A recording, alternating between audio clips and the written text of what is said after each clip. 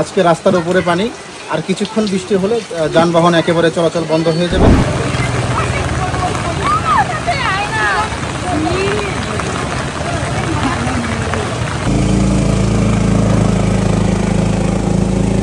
অনেক নিচে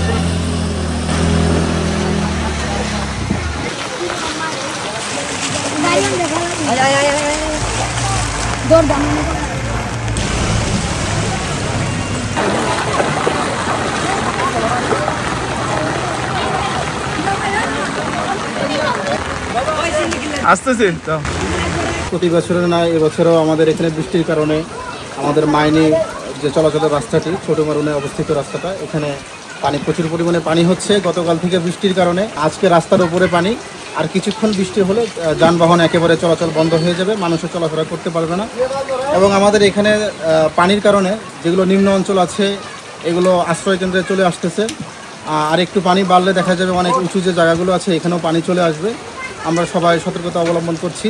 টানা 3টি বৃষ্টিপাতের কারণে নিচু এলাকায় পানি উঠে গেছে। সকাল থেকে দিঘিনালা লঙ্গন্তর রোডে যোগাযোগ বন্ধ।